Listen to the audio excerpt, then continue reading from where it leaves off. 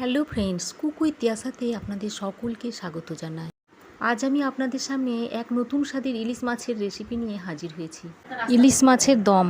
ঘরে থাকা সামান্য কিছু উপকরণ দিয়ে এই রেসিপিটা খুব সহজভাবে আপনাদের বানিয়ে দেখাবো। আসুন তবে দেখে নেওয়া যাক এই রেসিপিটা। মিক্সিং জারের মধ্যে দিয়ে দিচ্ছি একটা টমেটো, দিচ্ছি দুটো কাঁচা লঙ্কা, একটু আদার টুকরো দিয়ে দিচ্ছি, আর দিচ্ছি একটা মিডিয়াম সাইজের পেঁয়াজ, আর 1 চামচ সর্ষে দিয়ে দিচ্ছি। এবার একটা মিহি পেস্ট বানিয়ে নেব। একটা ইলিশ মাছ কেটে বেছে ধুয়ে পরিষ্কার করে নিয়েছি। এবার এতে পরিমাণ মতো নুন দিয়ে দিচ্ছি, একটু হলুদের গুঁড়ো দিয়ে দিচ্ছি,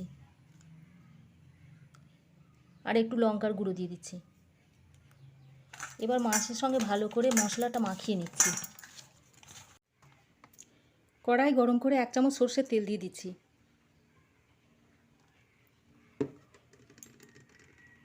তেলটা গরম করে নিয়ে এবার আগে থেকে যে আদা, পেঁয়াজ, কাঁচা লঙ্কা, টমেটোর পেস্টটা তৈরি করেছিলাম সেটা এখন তেলের মধ্যে দিয়ে দিচ্ছি।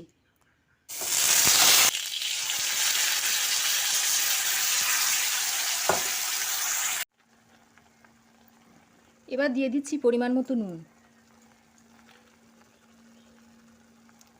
1/2 চামচ হলুদ গুঁড়ো, আর 1 চামচ কাশ্মীরি লঙ্কার গুঁড়ো দিয়ে দিচ্ছি। এবার মশলাটা ভালো করে কষিয়ে নিতে হবে।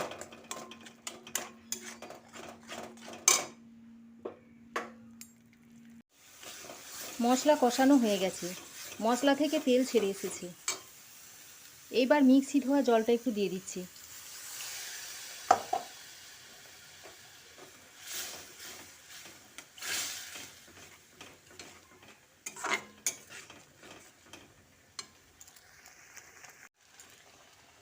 এ পর্যায়ে নুন, হলুদ ও লঙ্কা মাখানো ইলিশ মাছটা দিয়ে দিচ্ছি।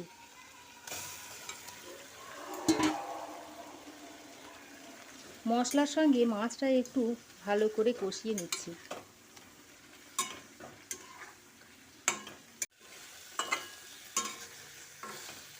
মশলার সঙ্গে মাছটা 2-3 মিনিট কষিয়ে নিয়েছি।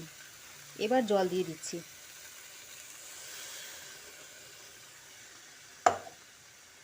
জলটা দিয়ে আরও একবার মিশিয়ে নিচ্ছি।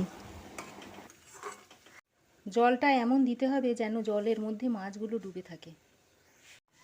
এবার ঢাকা দিয়ে 7 থেকে 8 মিনিট রান্না করে নেব। মাছটা 7-8 মিনিট রান্না করে নিয়েছি। এভাবে ইলিশ মাছটা রান্না করে একবার খেয়ে দেখবেন, খেতে অসম্ভব সুন্দর হয়। রান্নাটা এখন সার্ভ করার জন্য রেডি। আশা করি রেসিপিটা আপনাদের ভালো লেগেছে। ভালো লাগলে একটা লাইক, শেয়ার ও কমেন্ট করবেন। আর আমার চ্যানেলে এরকম নিত্য নতুন রেসিপি পেতে চাইলে প্লিজ চ্যানেলটা সাবস্ক্রাইব করার অনুরোধ রইল।